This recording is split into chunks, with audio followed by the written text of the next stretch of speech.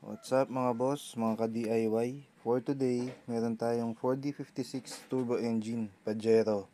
Ang problema ay medyo humina ang hatak at medyo lumakas sa konsumo. At may narinig tayo na singaw pag nasa high RPM, mostly 2,000. So bago natin palitan ng anumang pyesa, kailangan muna natin i-check lahat na pwedeng pagmulan ng boost leak na tinatawag. So bagong rebuild ng turbo, check muna natin ang mga hose, wastegate actuator. Yan, basic check-up muna.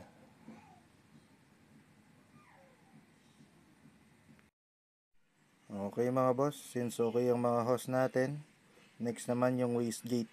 Try natin lagyan ng pressure gamit ang pump panggulong dahil wala tayong compressor. Nilagyan ko lang ng electrical tape para lumapat yung pump sa tubo ng wastegate. Ayan. Tingnan natin kung sisingaw ang wastegate. Ayan, nilagyan ko ng pressure. Bababa yung rad. Okay. Pakinggan natin kung may singaw. Tingnan natin kung babalik ba pataas. Kung sisingaw ba. So, wala naman singaw. Di bumaba yung ating gauge. So, okay yung wastegate actuator natin.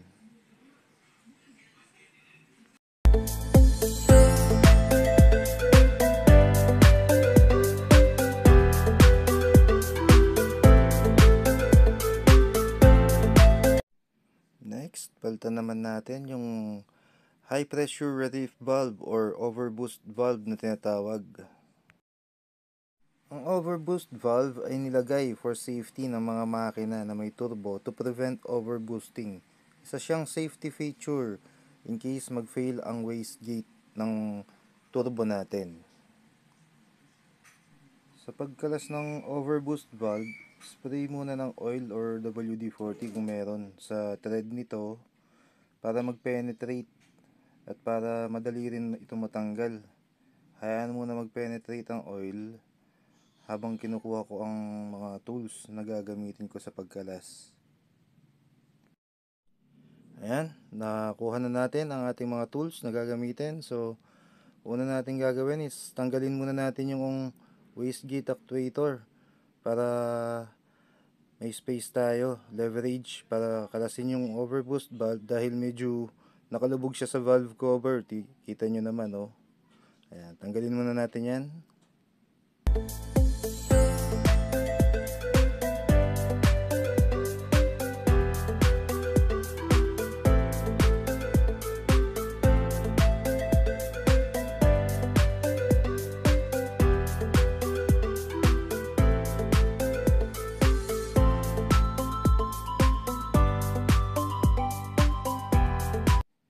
So, ginamit ko lang palang pangkalas dyan ay adjustable wrench. Wala tayong eksaktong open wrench na available. So pagkakalasin, pihitin muna pahigpit kasi matagal na na-stock yan eh. Para hindi magising muna yung thread, hindi masira yung thread ng manifold natin. Ayan, pihit lang ng konti. Ayan, gumalaw na. So, paluwag naman.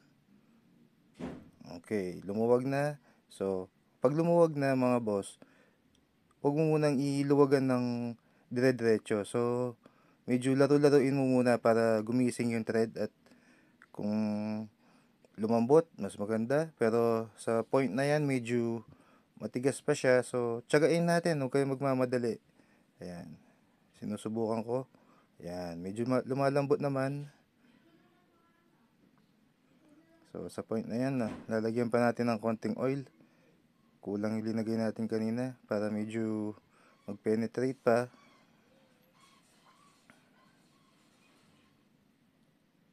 Ayan, tignan nyo, nakita nyo, lumuwag oh, ang lambot ng ikutin. So, laro-laruin nyo lang, left and right lang.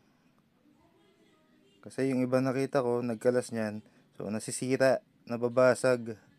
Buti kung yung valve lang yung mabasag, mahirap pati yung intake manifold.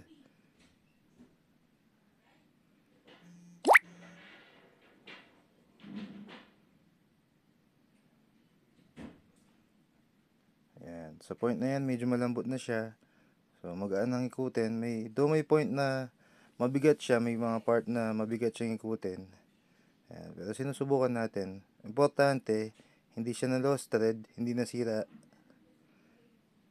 Susubukan natin, dahan-dahanin. Ayan. Hindi pa kaya ng kamay, so gamitan pa natin ng wrench. Ayan. Sa point na yan, medyo kaya na ng kamay. Okay. Nakuha na natin. So, check upin natin.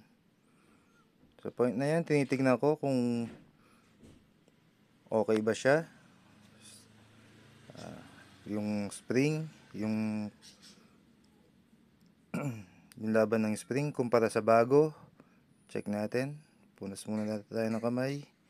Ayan. Actually, medyo mabigat i-push yung bago kaysa doon sa luma. Dahil natin sa katagalan nito at sa init, humihina yung spring, yung goma sa loob. Napansin ko, may guhit na dahil matagal na nakapress. So, yun ang possible na pinagmumulan ng singaw or ng boost leak. Ayan, kinukumpara ko.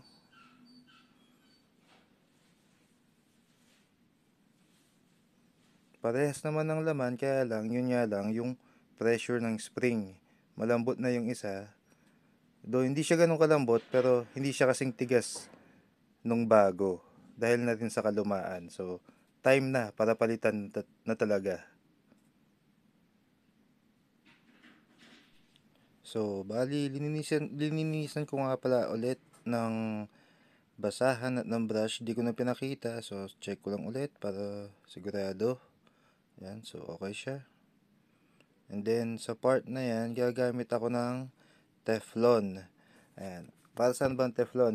Para sa mga magsasabi na hindi naman tubig yan or gripo para gamitan ng Teflon. So, nasa sa inyo naman po yan. So, ginamit ko lang naman yan for safety, pang sigurado lang. Iniiwasan natin yung magkaroon siya ng maliit na leak or micro leak sa mga thread. Baka sa thread naman dumaan. Bago nga yung pyesa, hindi naman tama yung pagkakasalpak. So, siguraduhin na natin dahil nakakalas na, and then para wala nang back job na mangyayari. Ayan, lagyan lang natin ng Teflon para yung mga gap between the threads ma-fill yun. And then pwede na po nating isalpak.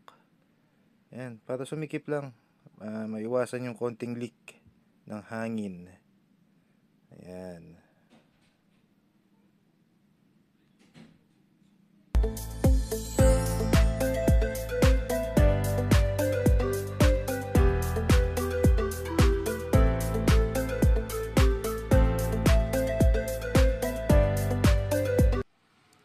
So pag-install naman, so ayan, dahan-dahan, kamay muna, ikot lang, pakagatin yung thread.